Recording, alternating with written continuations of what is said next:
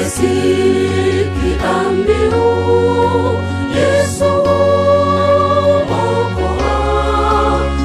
utangazeni kote, Yesu okoa, tiini amri hiyo, nchini baharini.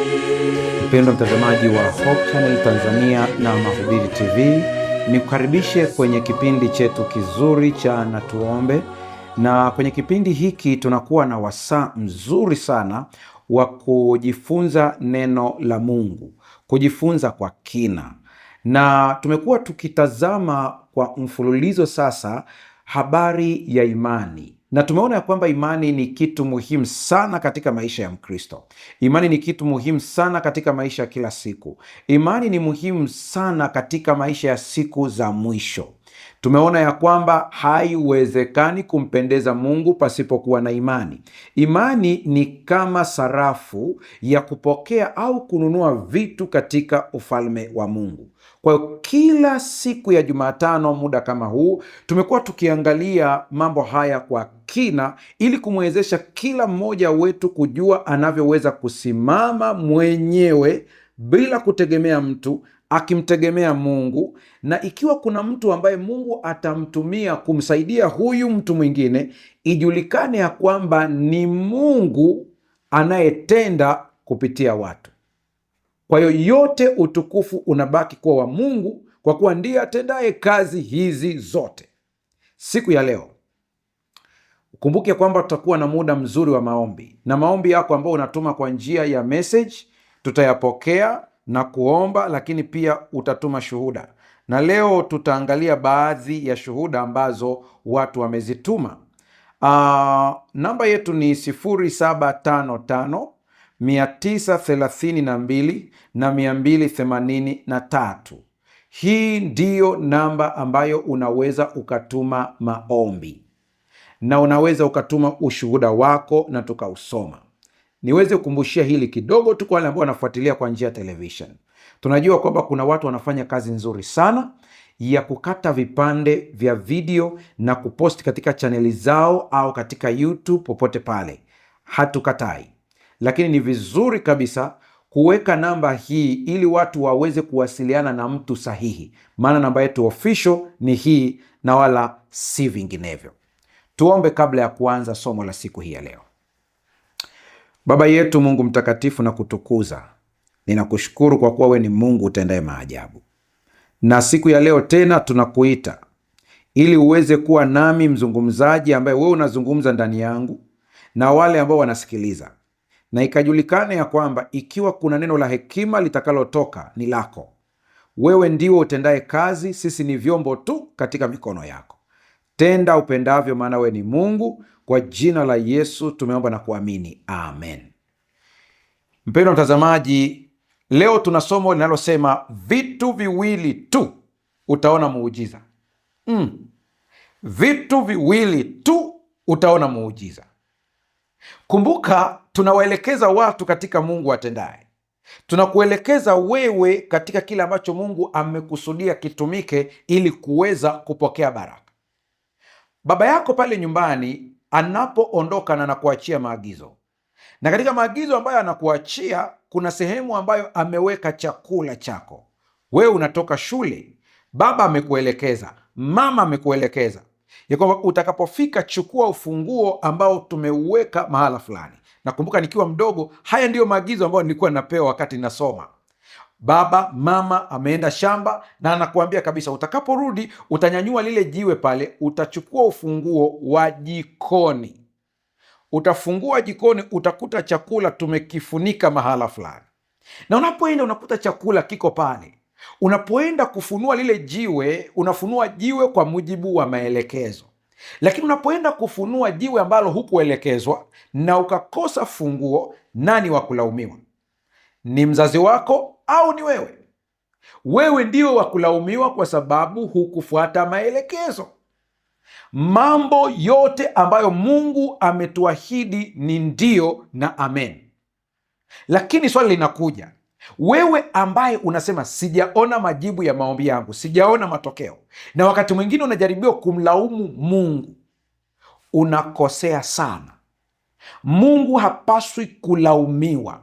Sisi ndio wa kujilaumu wenyewe, sisi ndio wa kuwajibika.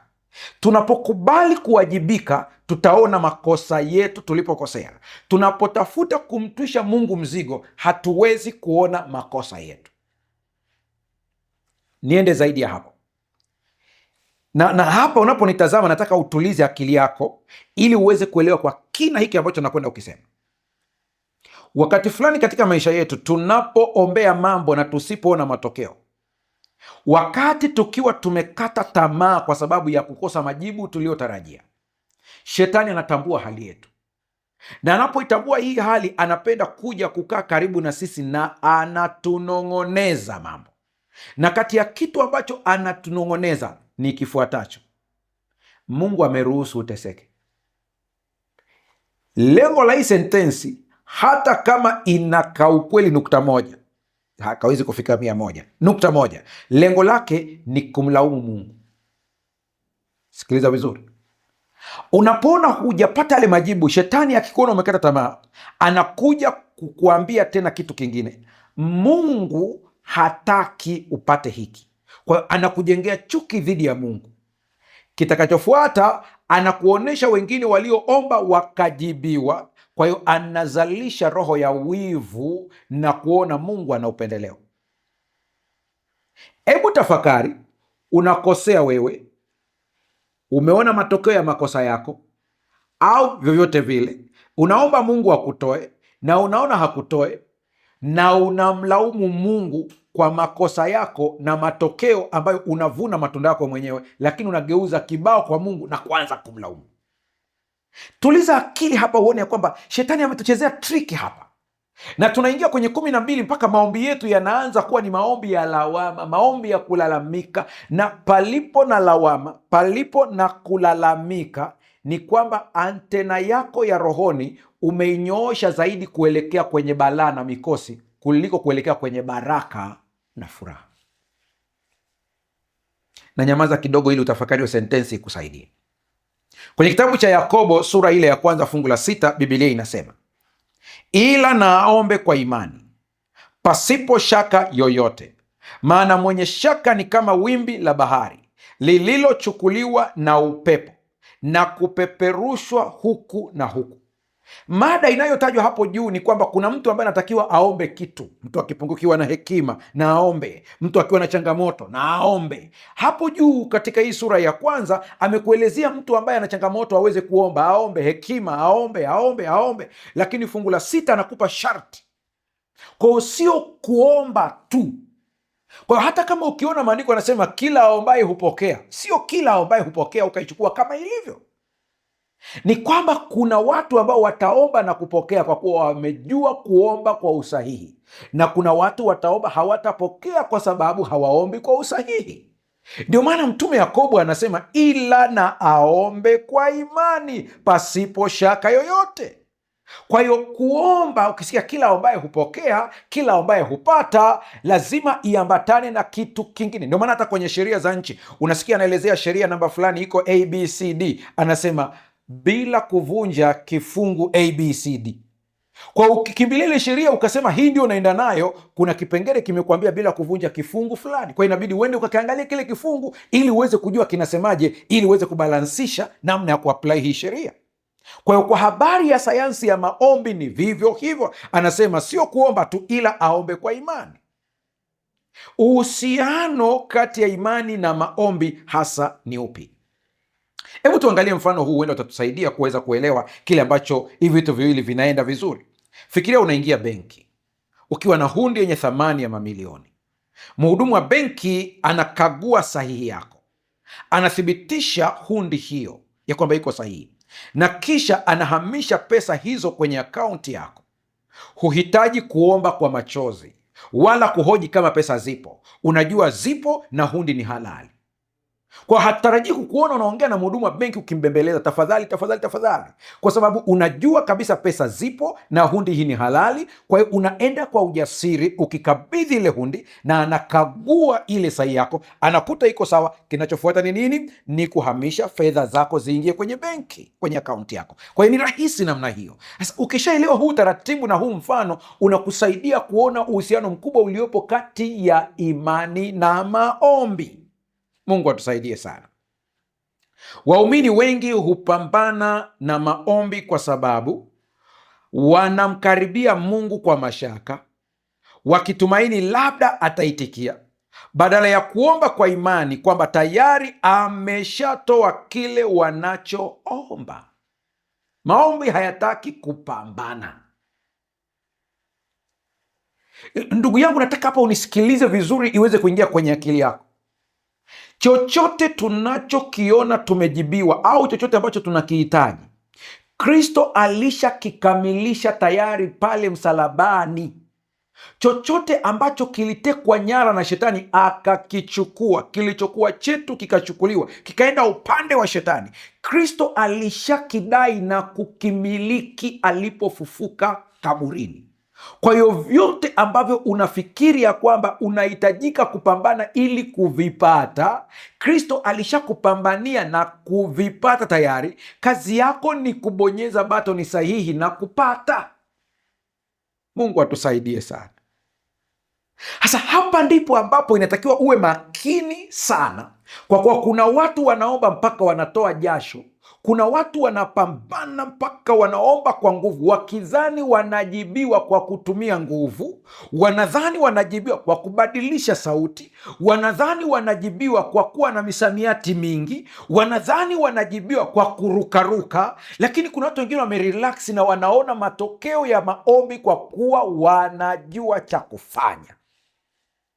Na hiki ndicho ambacho natamani kiingie kwenye akili yako vizuri sana. Rafiki yangu, usipambane. Kristo amekutendea kila kitu, jua cha kufanya. Unajua, ukiwaangalia wanafunzi wa Yesu wale ambao tunawafahamu 12, nenda ukaangalia ufahamu aliokuwa nao Yohana, nenda ukaangalia ufahamu aliokuwa nao Petro kuhusu Yesu na upendo wake. Ni aina mbili tofauti za ufahamu. Nenda ukaangalie miishilio yao, iko tofauti kabisa. Yohana anakaribia miaka 100 ya umri, ndio unamkuta katika nyaraka zake anazoandika yeye ni upendo, maana anamjua Mungu kama upendo. Mungu ni pendo, Mungu ni pendo, Mungu ni pendo. Unaona, akiandika nyaraka zake, hata akiwaambia watu wapendane, anawaambia watu wapendane wakilinganisha jinsi walivyopendwa. Ndio maana hata anajiita yule mwanafunzi aliyependwa, kwa sababu yeye amejaa na upendo. Upendo ndio kitu kimejaa kwake. Hata umri wake unakuwa ni mrefu, maana hana msongo wa hofu. Hamuoni Mungu kama mbabe, anamuona Mungu kama dadi. Kwa hiyo hata mwili wake unazalisha homoni nzuri. Lakini kuna mtu mwingine, yeye Mungu ni kama hakimu. Hata akipitia changamoto anasema, naona sijibiwi kwa sababu naona na dhambi nyingi sana. Hata nyimbo anazoimba ni zile nyimbo za dhambi zangu ni nyingi, ni kama mchanga, lakini haoni sehemu inayofuata kwamba lakini damu yake Yesu yatosha. Kwani umeahidi zijapo nyekundu zitakuwa nyeupe kuliko theluji. Yeye anabaki na hili ni nyingi kama mchanga. Angalia wao wanafunzi wa Yesu, kuwasoma vizuri utaona jinsi walivyo na mitazamo tofauti, na ndivyo Wakristo wengi tulivyo leo. Usije ukasema kwamba haendi mbinguni. Unaenda mbinguni, lakini kuna mtu anafurahia mbingu duniani. Mungu atusaidie hapa tuweze kulibeba hili. Angalia, kuna kitabu kinaitwa Prayer, ukurasa wa 55, paragrafu ya pili, kimeandikwa na Ellen White. Kinasema hivi, ile paragrafu ya pili anasema, the humble intelligent prayer of faith that comes from unfeigned lips is whole accepted to God. It is the heartfelt prayer that is heard in heaven and rewarded by an answer on earth. Kuna vitu muhimu hapa nataka uvibebe vikusaidia katika huyu mwandishi alivyoweka hivi vitu vizito kabisa. The humble, intelligent prayer of faith that comes from unfeigned lips is whole acceptable to God. It is the heartfelt prayer that is heard in heaven and rewarded by an answer on earth. Hebu tuangalie kwa lugha yetu ya Kiswahili. Maombi ya imani iliyo na unyenyekevu na yenye maarifa. Hiyo sentensi ya kwanza, relax, usikimbie, tuweze kuidadavua vizuri, tuweze kuielewa. Maombi ya imani imani iliyo ya unyenyekevu, sio kiburi. Maana kuna mtu imani inamfanya pia awe na kiburi na kujiona yuko top. Ni maombi ya imani iliyo ya unyenyekevu na yenye maarifa. Unaona hii combination jinsi ilivyo. Kwa hiyo kuna mtu ambaye ana maombi ya imani, ana unyenyekevu, lakini anakosa maarifa. Kwa akikosa maarifa tena amechemka. Maarifa yapi tunayoyaongelea hapa? Na uzima wa milele ndio huu, wakujue wewe Mungu wa kweli wa pekee na Yesu Kristo uliyemtuma. Kwa hiyo kumbe unaweza ukadhani ya kwamba una maarifa, lakini huna maarifa kumjua Mungu. Hapa unapomjua Mungu, hata staili yako ya maombi inabadilika kwa vile umemjua Mungu. Kujua kwamba Mungu yupo na kumjua Mungu ni vitu viwili tofauti, usivichanganye kwenye kapu moja. Unaweza ukajua Mungu yupo lakini usimjue Mungu. Kitendo cha kumjua Mungu jinsi alivyo kinakusaidia sana wewe kujua namna unavyomapproach, namna unavyomfikia. Siku moja nilikuwa na mtu mmoja ambaye amekuwa akinifuatilia sana kwa njia ya YouTube kwa miaka mingi. Amekuwa na changamoto za msongo ambazo anazipitia. Siku moja basi akaja, tukawa tunaongea naye ofisini.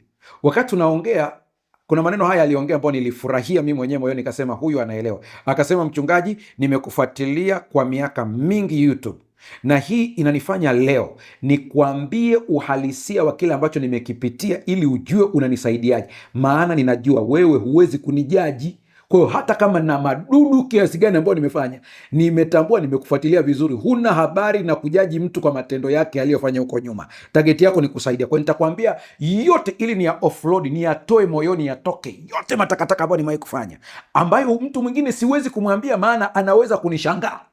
Anaweza kuniona hii umefanya kama hilo, lakini najua kwako hutanishangaa. Akaanza kutiririka.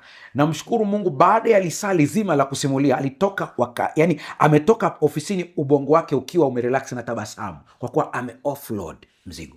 Lakini kama angekuwa nakaa na mtu ambaye anajua nikimsimulia kwamba nimewahi kuvuta labda banki na kuuza, huyu mtu atanihukumu namna gani? Nikimsimulia matendo machafu na madudu niliyofanya atanionaje? Lakini alivyokuwa na imani ya kwamba aliyeko mbele yangu sio judgmental, hawezi kunijaji, yuko tayari kunisaidia, ndio maana akaufungua moyo wake. Nataka nikwambie, ukimjua Mungu jinsi alivyo, ukiwa na hii kitu ambacho kimeitwa ufahamu, maarifa, intelligence ya kumjua Mungu, hata staili yako ya kuomba inabadilika. Turudi kwenye dondoo yetu tena hapo kwenye slide yako, kwa wewe ambao unaangalia kwenye television. Maombi ya imani iliyo ya unyenyekevu na yenye maarifa. Maarifa, kujua namna ya kuomba, kujua Mungu alivyo. Anasema inayotoka kwenye midomo isiyo na unafiki. Hili nimelisema sana, unapoomba kuwa mkweli mbele za Mungu, maanisha unachokiomba yanapokelewa kikamilifu na Mungu. Kwa hiyo ili yapokelewe kikamilifu na Mungu, yawe ni maombi ya imani iliyo na unyenyekevu, yenye maarifa, yanayotoka kwenye midomo isiyo na unafiki, ambayo unamwambia Mungu ukweli na hicho unachomwambia unamaanisha, yanapokelewa kikamilifu na Mungu. Anasema ni sala inayotoka moyoni, ndiyo inayosikiwa mbinguni na kujibiwa kwa matokeo yake hapa duniani. Sala iliyotoka moyoni. Mungu anasema watu hawa uniheshimu kwa midomo, ila mioyo yao iko mbali nami. Ndipo utagundua Mungu anachotafuta moyo. Moyo unamaanisha nini? Ellen White ametumia neno zuri sana ambalo nimelipenda sana. Anasema it is the heartfelt prayer. Nimekosa msamiati mzuri wa Kiswahili, ila tu nimesema yanayotoka moyoni. Lakini heartfelt prayer ni zaidi ya maombi yanayotoka moyoni. You feel it, yani unasikia mpaka ndani. Hisia za moyoni ni tofauti na hisia za akilini. Najua sayansi zamani ilituambia kwamba Biblia inapoongelea moyo na ubongo ni kitu kimoja, lakini hapana. Research za kuanzia miaka ya 2000 kuja huku zimethibitisha ni kana kwamba moyo una brain yake yenyewe. Moyo unatuma frequency kwenda kwenye brain, wakati tulikuwa tunajua tu ni kwamba brain ndio inayo control moyo, lakini kila wakichunguza wamegundua kuna kitu cha tofauti hapa. mpaka wakati fulani walipofanya kitu ambacho wanakiita heart transplant, walipohamisha moyo wa mtu mwingine kupeleka kwa mtu mwingine. Katika vitu ambavyo walishangaa wanasayansi hawa ni kwamba huyu mtu aliyepewa moyo mpya kutoka kwa mwingine, wakati ameshapona yuko vizuri, kati ya vitu ambavyo walishangaa ni kwamba alipenda vyakula ambavyo marehemu alipenda. Nataka tu uelewe kwamba unapoingia kwenye maombi usiombe kwa mdomo. Unaweza ukaomba ukitamka maneno mazuri, lakini ndani ya moyo wako una feel tofauti, umeharibu maombi. Lakini kama unachokifeel kama ni furaha ya majibu ya maombi, unatamka mdomoni na ndio unaisikia kwenye moyo wako. Sikia anachokisema Ellen White, it is the heart felt prayer that is heard in heaven and rewarded by an answer on earth. Ni sala inayotoka moyoni ndiyo inayosikiwa mbinguni na kujibiwa kwa matokeo yake hapa duniani. Mnaofuatilia mnakumbuka niliwapa story ya Dr. Greg Braden alipokuwa na bwana mmoja ambaye alikuwa anaomba ili mvua inyeshe, na walipokuwa wanaomba pale mvua, yule bwana akaondoka pale, wakashuka, na kweli baada ya muda mvua ilinyesha. Lakini wakiwa mlimani, Dr. Greg akamuuliza yule bwana anayeomba, akamwambia, umemaliza kuomba? Akasema ndio. Mbona sijakusikia? Yule bwana akamjibu akamwambia, maombi yenye nguvu hayasikiwi, yanatoka moyoni. Ndio hiki tunachokiona hapa. Hii kitabu ninachokusomea kimeandikwa miaka mingi, nadhani ni miaka 1800 na hebu tuendelee tuone kitu cha msingi hapa. Yesu alifundisha kwenye kitabu cha Marko sura 11 fungu la 24, anasema, kwa hiyo nawaambia, chochote muombacho katika sala, aminini ya kwamba mmepokea, nanyi mtapata. Wewe ambaye tumekuwa wote katika vipindi hivi unanielewa kuliko mtu ambaye ndio anaanza leo. Nilifafanua vizuri hii Yesu alipokuwa anaongea mambo, anasema yoyote ambayo aminini ya kwamba wakati uliopita, nanyi mta. Kwa hiyo ili kuvuta future ni lazima tuione. Ili kuvuta kilichoko mbele lazima tukione kwamba kiko kwenye wakati uliopita tayari. Narudia tena, ili kupata majibu ya maombi yako ni lazima, ambayo yako mbele, ni lazima uyaone maombi yako kwa imani yakiwa yamejibiwa, ndipo yatakuwa yako. Ona formula ya maombi ilivyo. Kilichoko mbele tunakiona past, kwamba kilishatokea tayari, ndipo tunakivuta kinakuwa hapa. Ona formula ya kidunia ilivyo tofauti. Ya kidunia inasema kilichoko mbele kione kule mbele, ukivute kije hapa, ndipo kinakuwa chako. Formula rohoni inasema hapana, kilichoko mbele kione kikiwa kimeshatokea kwenye past, ndipo kinakuwa chako. Mambo ya duniani na ya rohoni tofauti. Mungu atusaidie tuweze kulimeza hili vizuri. Kwa hiyo nawaambia, ni chochote muombacho katika sala, aminini ya kwamba mmepokea, nanyi mtapata. Simple.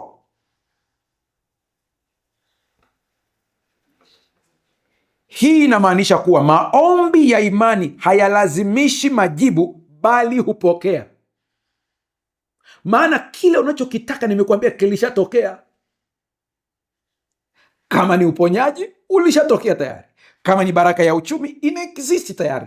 Yaani kuna chumba, naongea kwa jinsi ya kibinadamu, kuna chumba cha majibu ya maombi yako yote. Hakuna kitu kinachokupata kwa surprise mbele za Mungu. Mungu anajua kila kitu na amekuandalia majibu ya kila kitu katika maisha yako.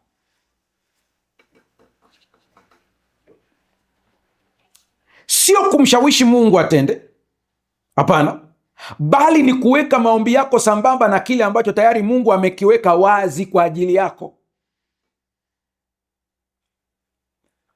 Kwenye kitabu kinaitwa Education, ukurasa wa 257, paragrafu ile ya kwanza, kuna maneno yafuatayo: maombi na imani vina uhusiano wa karibu na vinahitaji kuchunguzwa pamoja au kujifunzwa pamoja. Katika sala ya imani kuna sayansi ya kimungu. Sayansi ya kimungu ni sayansi ambayo kila mtu anayependa maisha yake yawe na mafanikio lazima aielewe. Natamani hili somo ukilisikiliza, ukimaliza, Lirudie tena, ulisikilize tena.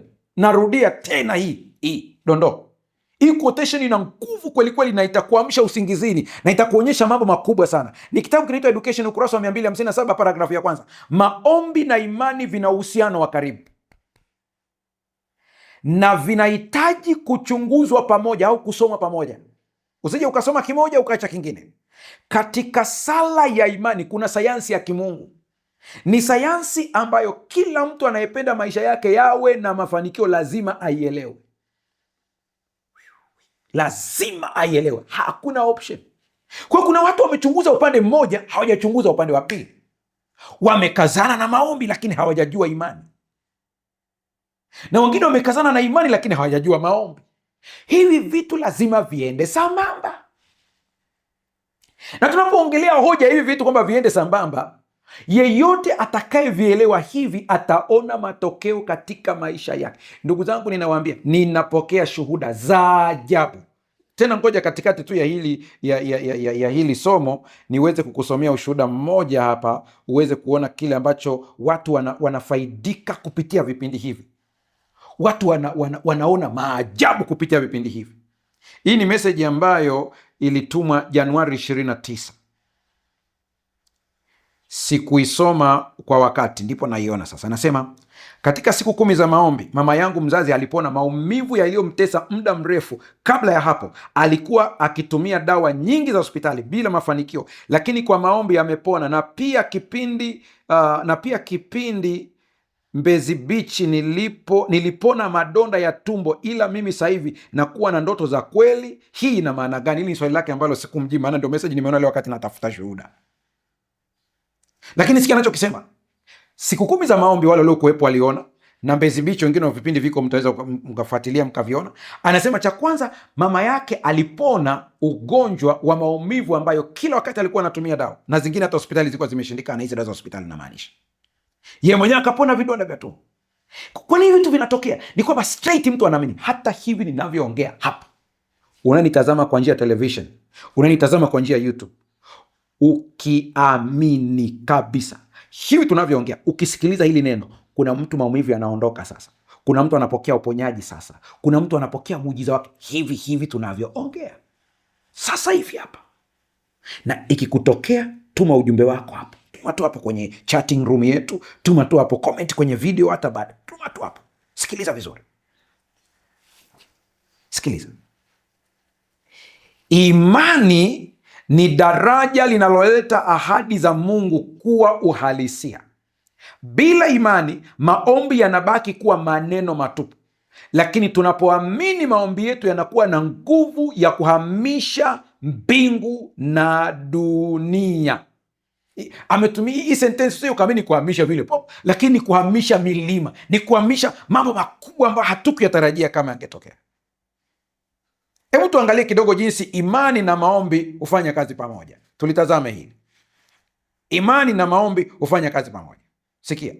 Imani na maombi vinakwenda sambamba. Kwenye kitabu cha Yakobo sura ya 5 fungu la 15, Biblia inasema, na kule kuomba kwa imani kutamuokoa mgonjwa yule, na Bwana atamuinua, hata ikiwa amefanya dhambi atasamehewa. Lakini angalia hapo juu, tunaona hizi faida huku chini zote zimetajwa na kule kuomba kwa imani. Kwa hizi faida zote unazoona, kutamuokoa mgonjwa yule, mgonjwa anapona, na mgonjwa anainuka, na akiwa amefanya dhambi anasamehewa, chanzo chake ni pale juu, na kule kuomba kwa imani. Sura ya 5 ya kitabu cha Yakobo kinaongelea habari ya huduma maalum ambayo inafanywa kupaka mafuta ya wagonjwa, na habari ya kuomba, waite wazee wampake mafuta kwa jina la Bwana. Mafuta ni simbo ya uwepo wa Mungu, ni ishara ya uwepo wa Mungu, ni ishara ya Roho Mtakatifu, ni ishara ya kukabidhi kitu kwa Mungu, ni ishara. Lakini anasema hata kama mtu amepakwa mafuta kama tulivyosoma hapa, lakini kama haijaenda kwa imani, hakuna matokeo. Ndipo anasema na kule kuomba kwa imani kutamuokoa mgonjwa, na Bwana atamuinua, hata ikiwa amefanya dhambi atasamehewa. Ni nguvu ya ajabu sana. Yaani maombi ya watu wengine wanaoomba kwa imani yanamwokoa mgonjwa, na hata akiwa amefanya dhambi anasamehewa. Huwa watu wanafikiri kwamba hapa anaongelea dhambi ile, kusamehewa dhambi. Maana yake ni kwamba kuna magonjwa mengine ni matokeo ya kuvunja sheria za asili. Nimefundisha sana hilo somo, sina haja ya kurudia. Kwa hiyo nakwambia, ikiwa huu ugonjwa aliopata ni matokeo ya kuvunja sheria za asili, alipata akipigwa kutokana na mbegu alizopanda kwa watu, dhuluma, kuua wengine, vitu kama hivyo, ni matokeo. Anasema muombaji akiomba kwa imani, mgonjwa atainuka na ile dhambi inafutwa. Uone nguvu ya imani ilivyo kubwa hapa. Imani na maombi ni kama mabawa mawili ya ndege. Hakuna linaloweza kufanya kazi bila jingine. Maombi bila imani hayana nguvu, kama vile imani bila maombi haina uhai. Somo lililopita, ikiwa hukuliona, utalifuatilia. Kwa hiyo unapoona ndege ina mabawa mawili, moja liite imani, lingine liite maombi. Asa tafuta hiyo ndege iruke na bawa moja. Haiwezekani. Kwa lazima viende sambamba. Kwenye kitabu ambacho nimekinukuu sana, kinaitwa Prayer, ukurasa wa 57, paragrafu ya kwanza, anasema hivi: prayer and faith are closely allied and they need to be studied together. Kama nilivyosoma pale juu, in the prayer of faith there is a divine science. It is a science that everyone who would make his life work a success must understand. Nilisoma mwanzoni, maombi na imani vina uhusiano wa karibu na vinapaswa kujifunzwa pamoja. Katika sala ya imani kuna sayansi ya kimungu. Ni sayansi ambayo kila mtu anayependa maisha yake yawe na mafanikio lazima aielewe. Nataka nikuambie hili, ndugu yangu unayenitazama, dada yangu unayenitazama, imani na maombi vinalipa. Imani na maombi vinalipa. Huo ndio ukweli wenyewe. Hebu angalia maswali yafuatayo haya, ambayo nakuuliza tu kidogo ili uweze kuamsha uelewa wako. Je, umewahi kujiuliza ni kwa nini watu wengine wanaomba na kuona majibu mara moja, huku wengine wakiomba kwa miaka bila kuona mabadiliko? Umewahi kujiuliza kwa nini? Nimekazia hili ya kwamba haina maana Mungu ana upendeleo. Hata makanisani kwetu tunaona haya mambo. Mungu hana upendeleo. Siri iko wapi? Moja ya sababu kubwa ipo kwenye imani, na wala sio kitu kingine. Angalia kitabu cha Mathayo sura 21 fungu la 22, kile ambacho Biblia inasema: na mkiwa na imani, chochote mtakachoomba kwa sala mtapata. Nasoma Kiswahili cha kisasa. Na mkiwa na imani. Bado nakazia hili. Angalia, chochote mtakachoomba kwa sala mtapata inakuja baada ya neno imani. Siku zote imani ndiye anayetangulia vyote. Imani asipotangulia wengine hawaji. Lakini pia nakwambia sio hivyo tu, imani anatangulia, ana pacha wake. Pacha wake anaitwa maombi. Ndio maana anasema, nirudie tena ile sentensi pa. Anasema mkiwa na imani, chochote mtakachoomba kwa sala mtapata. Angalia wao wawili wametangulia, imani alafu na maombi, ndipo utaona mtapata. Matokeo ndio yanakuja baada ya hapo. Maombi yenye imani hayategemei bahati. Yanadai kile ambacho Mungu amekwisha kuweka wazi kupitia neno lake. Kama ingekuwa unaandika hii sentensi, ningekwambia pigia mstari hii. Na kwa vile unaangalia kwenye slide, mwingine unasikiza kwenye redio, unaweza ukachukua kama ilivyo. Maombi yenye imani vimeenda pamoja hapo. Hayategemei bahati. Yanadai kile ambacho Mungu amekwisha kuweka wazi kupitia neno lake. Ndiyo maana inatakiwa kujilisha neno ili ujue Mungu amekuwekea nini. Nimekupa mfano, mimi nikiwa mdogo, wakati natoka shule ninaenda, mama ananipa maelekezo kabisa, utakaporudi saa fulani utakuta funguo chini ya jiwe fulani, na ukichukua hilo ukinyanyua hilo jiwe utapata ufunguo. huu ni ufunguo wa jikoni. Ukifungua hapo utakuta chakula kiko hapo. Kwa hiyo ninachofanya ni nini? Ni kutekeleza, kwa kuwa tayari najua kile ambacho mama ameniambia nitakikuta. Hata hivi ninavyoongea nakumbuka mpaka lile jiwe ambalo mama alikuwa anawekaga funguo. Sikia nikwambie, kwa nini nilisukumwa kuandika kile kitabu cha ahadi za Mungu kwangu na namna ya kuzipata. Ni kwa sababu utakapokuwa umezijua zile, na kurahisishia tu pale nimenukuu Biblia. Kazi yangu ilikuwa kunukuu Biblia na kusaidia kuziweka vizuri na kusaidia kuelewa, ili ujue hapa nadai hiki, nadai hiki, nikidai uponyaji iko hapa ni. Kwa hiyo Mungu hawezi kujibu tofauti na kile ambacho amekuahidi. Huwezi kuniambia kwamba yeye amekuahidi ukifungua jikoni utakuta chakula, alafu ukifungua jikoni ukute mbwa. Yesu amelikataa hili kabisa wakati wanafunzi wake anaongea nao na Mafarisayo, maana walimnukuu Mungu vibaya, walimwelewa Mungu vibaya. Ndipo Yesu akauliza, au ni yupi kati yenu ambaye mtoto wake akimwomba mkate atampa jiwe, au akimwomba samaki atampa nyoka? Anawambia, ikiwa ninyi mlio waovu mnajua kuwapatia vipawa vyema au zawadi nzuri watoto wenu, je, Baba yenu wa mbinguni si zaidi? Huwezi kuniambia ya kwamba Mungu anafurahia wewe ukiteseka. Anayefurahia ukiteseka ni Shetani. Na lazima ujue ni kipi chakula cha Shetani, kipi kinampa harufu nzuri Shetani. Shetani anakula mateso. Yaani sisi tukiwa kwenye mateso, yeye ndiyo chakula chake. Sisi tukigombana, yeye ndiye furaha yake. Kwenye ndoa yenu mkipambana, yeye ndiye marashi yake. Watoto wakibakwa, yeye ndiyo furaha yake. Dunia ikiwa kwenye uchungu kwa sababu ya vita, ndiyo furaha yake. Siku tukijua wote haya tukamnyima chakula, anadhoofika. Tupendane bila kubaguana, kwa kuangalia makabila yetu, kwa kuangalia elimu zetu, kwa kuangalia dini zetu, kwa kuangalia madhehebu yetu. Wote tupendane, haijalishi tumetofautiana kimadhehebu, kidini, tukapendana kwa pamoja, wote tukapendana. Ukimwona yule, mumwona ndugu yako, mnafurahia, mnacheka, hapo mmemdhoofisha Shetani, hana chakula. Lakini mkianza kupambana, mmemlisha. Mkigongana kwenye ndoa zenu, kazi ni kupambana kwenye ndoa zenu, mmemlisha. Ndugu na ndugu wanagombana, mmemlisha. Pale kazini ni ugomvi, hakuna anayependana, ni majungu, mnamlisha Shetani. Kwa hiyo chagueni, mnamlisha nani? Mkitaka mumdhoofishe, pendaneni, acheni kubaguana. Mkishaanza kupendana katika stahili, tukubali tumeumbwa kwa tofauti. Nataka nikwambie, hakuna siku hata moja dunia yote watakuwa Wakatoliki, watakuwa Waluteri. Najua ndio mpango wa New World Order. Wanatamani dunia yote iwe na dini moja, sio mpango wa kimungu. Katika tofauti zetu kuna kupeana challenge na kukosoana. Tuembrace tofauti zetu ili tusaidiane kujifunza na kujua ukweli. Mungu atusaidie hapa. Tofauti zetu ziwepo, kwa sababu kwa mfano hata ndani ya kanisa la Waadventista wa Sabato wote tunaitwa wa Sabato, lakini tuna tofauti zetu katika misimamo. Kuna wanaokula nyama, kuna ambao hawali nyama, lakini wote ni Waadventista wa Sabato.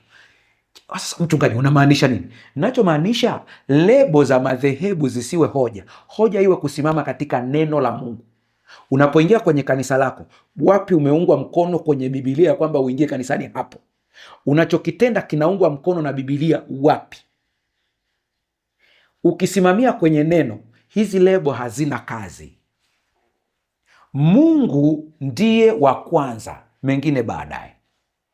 Tunapoendelea kusigana, kugombana kabisa, tunamlisha Shetani. Yesu anasema mpendane kama nilivyowapenda. Yesu anasema watu watajua kwamba ninyi ni wanafunzi wangu mkipendana. Hapa ndipo tunapo miss. Mungu atusaidie sana. Neno la Mungu. Pastor, sijakuelewa. Nasema hivi, haijalishi jina la dhehebu lako. Mimi nachokuuliza, unachokiamini kimeandikwa wapi? Ukiona Biblia inagoma, huo ndio mgogoro. Issue sio jina. Mungu atusaidie sana. Kule makazini, maugomvi, unakuta watu wanagombana, wivu. Palipo na wivu, palipo na magombano, palipo na chuki, mmempikia Shetani chakula, anakula. We mchungaji, Shetani ni roho. Kwa hiyo hali chakula, na mimi ninapoongelea amempikia chakula, simaanishi chakula cha kimwili, namaanisha cha kiroho, na yeye kuna energy anavuna katika mambo hayo. Mungu atusaidie sana. Turudi katika maombi yetu, maombi ya imani. Maombi ya imani, sikia, maombi yenye imani hayategemei bahati, yanadai kile ambacho Mungu amekwisha kuweka wazi kupitia neno lake. Kwa usoma neno, tunapoomba kwa uhakika, maombi yetu yanakuwa sauti inayokubaliana na mapenzi ya Mungu na hivyo kuamsha ahadi zake. Kwa hiyo tunapoomba maombi ya uhakika, yaani unapoomba unaomba ukiwa na uhakika au unakuwa na mashaka? Ndugu zangu, hata hiki tunachoomba saa nyingine hatukulazimishi, bali mapenzi yako yatimie. Ukiangalia hiyo sentensi ina mashaka ndani yake, inatumia hilo andiko kuhalalisha mashaka. Tutaona hapo mbele baadaye, tutaona vizuri. Kitabu kinaitwa The Ministry of Healing, ukurasa wa 509 paragraph ya 3. Sikia sentensi hii: maombi na imani vitatenda kile ambacho hakuna uwezo wa duniani unaweza kufanya. Hakuna. Ngojeni niwaambieni kitu. Kwa neema ya Mungu kuna siku nitakifanya, nakiongea hivi ili wengine mwendelee kuniombea nikitekeleza. Kuna kitu nakiita united prayer, yani maombi ya muunganiko. Kwenye kile kitabu changu cha siri ya maombi yaliyojibiwa nimeelezea pale.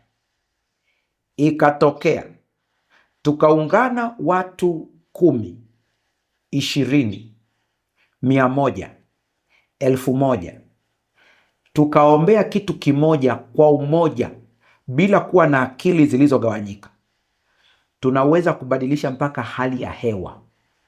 Mvua ikaja hata msimu wa mwezi wa 9.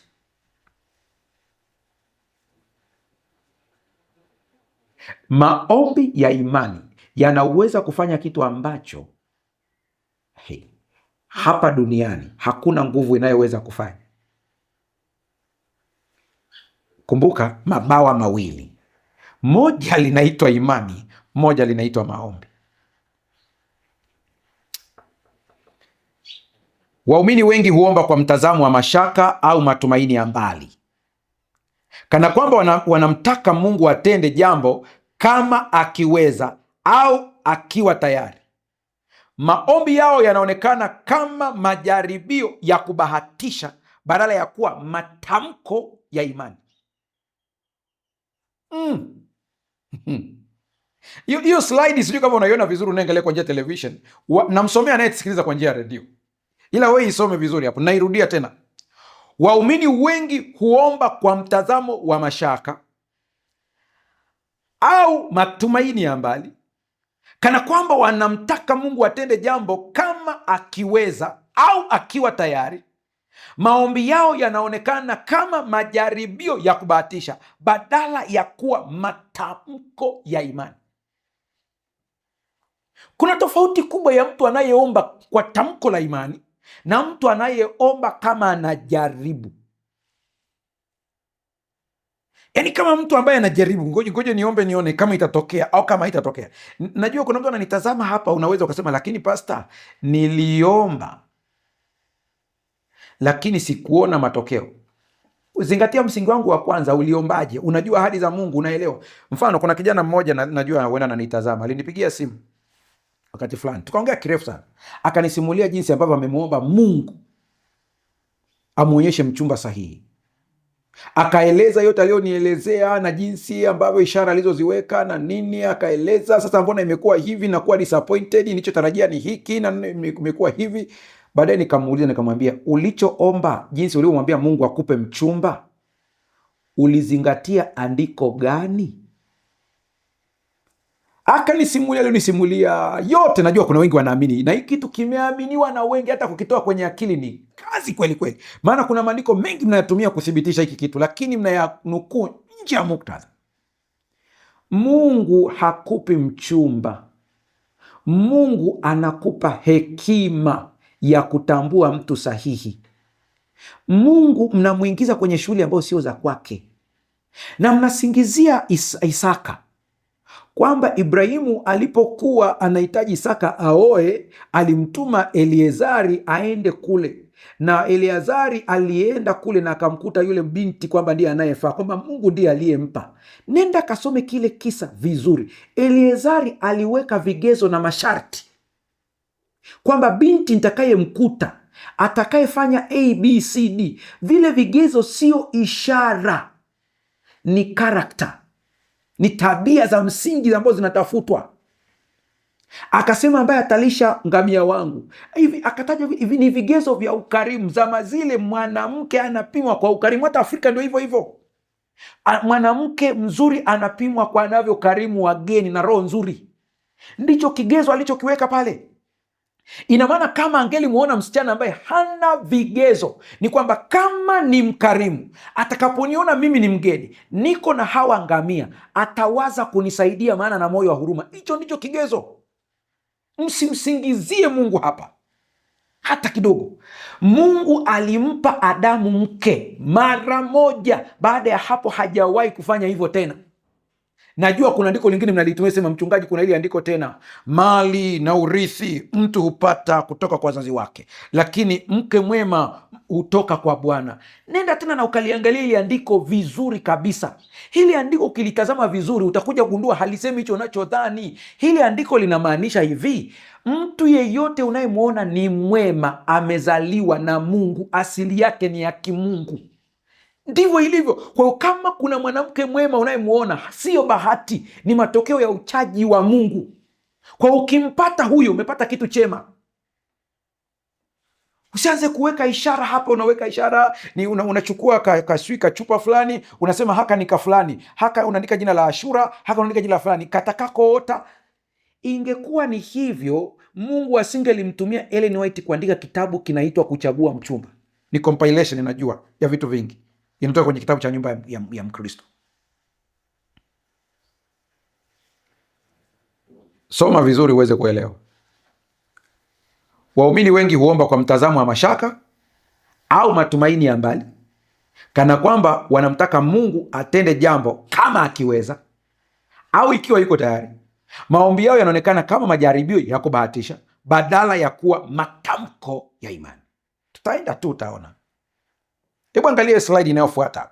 Lakini imani ya kweli na matarajio ya hakika haiji mbele za Mungu kama mtu anayeomba kwa hofu, bali kama mtoto anayejua kuwa baba yake tayari ameshaandaa kile anachohitaji. Simple. Nakumbuka nilikuwa nimetoka safari ya kihuduma, lakini kabla ya hapo nikawa nimepiga simu nyumbani, nikawa nawasalimia watoto. Mmoja akanipa tu maelekezo. Ni mtoto kabisa, lakini nipa maelekezo kwa lugha ya kitoto. Akaniambia, baba unarudi lini? Nikamwambia siku fulani.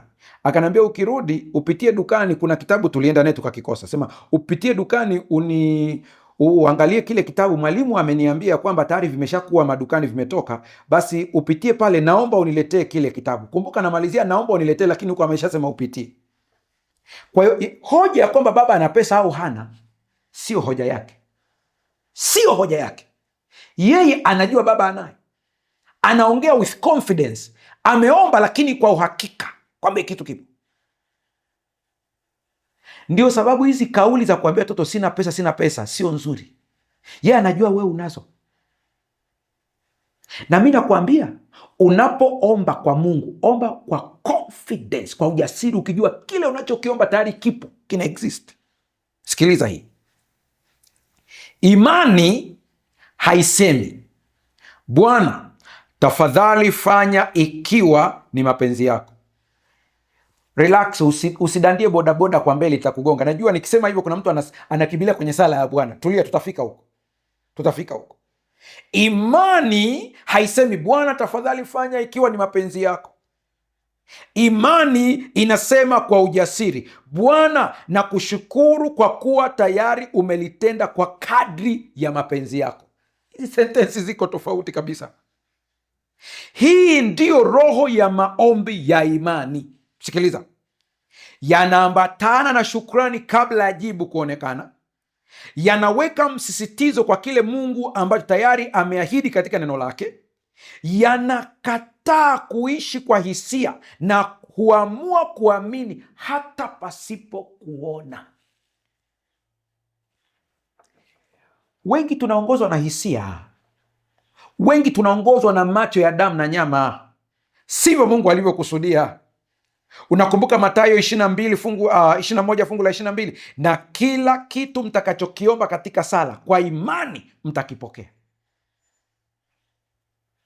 Imani hubadilisha maombi kutoka kuomba kwa kuogopa hadi kutangaza kwa ujasiri. Imani ndiyo kazi yake. Waumini wengi huja mbele za Mungu kama waombaji wa huruma badala ya kuwa wana na binti za mfalme. Wanakuja mbele za Mungu kama ombaomba, lakini sio kama watoto wa kifalme. Mwombaji huomba kwa wasiwasi na hofu. Mwana hutangaza kwa ujasiri kile kilicho chake kwa wakati. Ombaomba anasema, tafadhali naomba unisaidie, waweza kunisaidia chakula. Mtoto anasema straight, nina njaa, naomba chakula. Straight. Na kama nilivyowaambia, hii haipingani na sala ya Bwana. Sala ya Bwana kwenye kile kitabu cha Mathayo 6 fungu la 10, mapenzi yako yatimizwe. Yesu alitufundisha kuomba kwa kusema, ufalme wako uje, mapenzi yako yatimizwe hapa duniani kama huko mbinguni. Hili ni ombi la unyenyekevu na kukubaliana na mpango wa Mungu, yaani tunaweka mapenzi ya Mungu juu ya yetu. Tunaomba dunia hii iende sambamba na mfumo wa mbinguni. Hiyo ndiyo maana yake, sio mashaka. Kitabu cha Prayer ukurasa 57 paragrafu ya kwanza, nina nukuu: He makes it plain that our asking must be according to God's will. We must ask for the things that he has promised, and whatever we receive must be used in doing his will. The conditions met, the promise is unequivocal. Anasema wazi kwamba maombi yetu lazima yawe sawasawa na mapenzi ya Mungu. Tunapaswa kuomba mambo ambayo yeye ameahidi, na kila tunachopokea lazima kitumike katika kutenda mapenzi yake. Masharti yakitimizwa, ahadi ni ya hakika isiyo na mashaka. Kumbe kuna ahadi iliyo na hakika isiyo na mashaka. Yesu hakuwahi kuomba kwa hofu katika maisha yake yote. Ukitaka kujifunza kuomba, mwangalie Yesu alivyokuwa anaomba. Na nikupe tu mfano mmoja kwenye Yohana 11:41. Nasoma Kiswahili cha kisasa. Basi wakaliondoa lile jiwe. Yesu akatazama juu mbinguni akasema, nakushukuru Baba kwa kuwa wewe wanisikiliza. Wow. Umesikia sentensi vizuri? Haanzi kubembeleza, straight anasema, ninakushukuru Baba kwa kuwa najua wewe wanisikiliza. Angalia fungu lile la 42. Najua kwamba unanisikiliza daima, lakini nimesema haya kwa ajili ya watu hao waliopo hapa, ili wapate kuamini kwamba wewe ndio uliyenituma. Matokeo yake ni nini? Lazaro, njoo huku nje. Pop, akatoka. Anza kujitathmini sasa.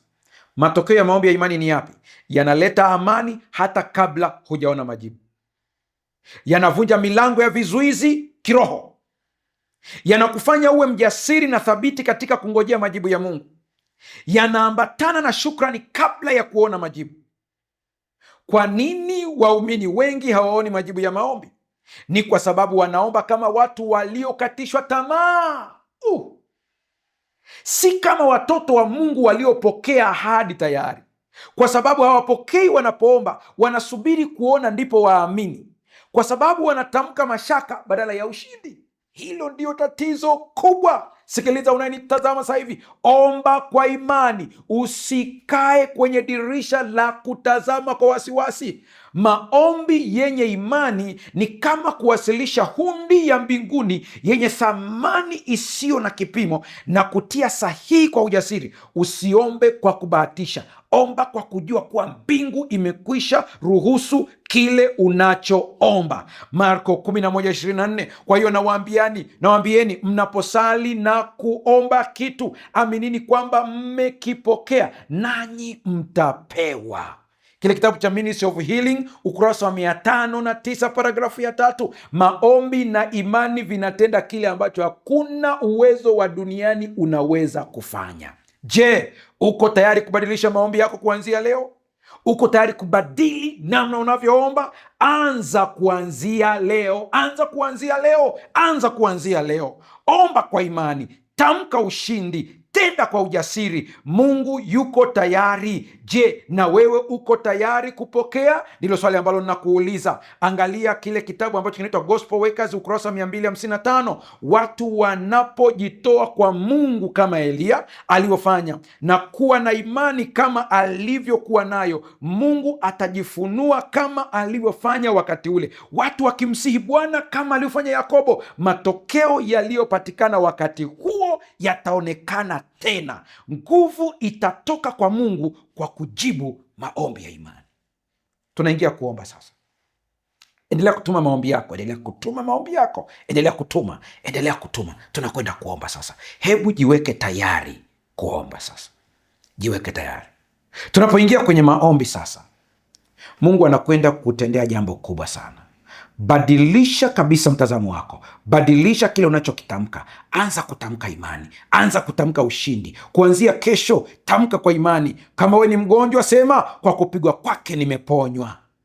Kama wewe unahitaji kupata jambo kwa Bwana, sema Mungu wangu atatimiza kila ninachohitaji. Kama unahitaji ushindi, sema mimi ni zaidi ya mshindi kwa njia ya Kristo Yesu. Kaa vizuri tunapoomba sasa. Nakupa dakika moja ya haraka, dakika moja tu. Taja maombi yako waziwazi. Endelea kuomba ndani ya moyo wako sasa. Mwambie Mungu jambo lako. Endelea kuomba. Tuombe. Baba, katika jina la Yesu, ninakushukuru kwa sababu ya upendo na neema yako. Asante kwa ajili ya mtazamaji na msikilizaji ambaye anasikia kipindi hiki sasa. Mambo mawili muhimu tumeyaona: imani na maombi yaende sambamba. Asante maana tayari umekwisha kutenda. Asante maana tayari mkono wako wa uponyaji unamgusa mtoto wako sasa na ugonjwa unatoweka. Asante maana unagusa ile ndoa yenye changamoto. Asante maana unamjaza yule kijana hekima ya kuchagua mwenzi wa maisha. Asante maana unamjaza Roho Mtakatifu sasa mtoto wako anayeomba. Asante maana unaiokoa ile biashara. Asante maana unaokoa ile familia. Asante maana yule mtoto aliyepotea unamrejesha sasa. Asante maana uponyaji umepatikana. Asante kwa baraka za uchumi. Asante Yesu. Nguvu yako inampitia mtoto wako aliyeko sasa anayesikiliza. Asante maana nguvu za giza zimesikia hii sauti. Pepo wachafu wanaondoka sasa kwa jina la Yesu Kristo. Ninakutukuza Mungu, maana tayari tunakwenda kupokea shuhuda nyingi na za ajabu, kwa kuwa umetenda na unakwenda kutenda zaidi ya vile tuombavyo, kwa jina la Yesu Kristo tumeomba na kuamini, amen. Mpendwa mtazamaji, nikutie moyo baada ya somo hili kutuma linki ya somo hili kwa watu wengi kwa kadri uwezavyo, ili wengi wasikie maneno haya na kubadilishwa maisha yako. Usisahau kubonyeza subscribe na like ili video hii iende kwa watu wengi. Mungu akubariki.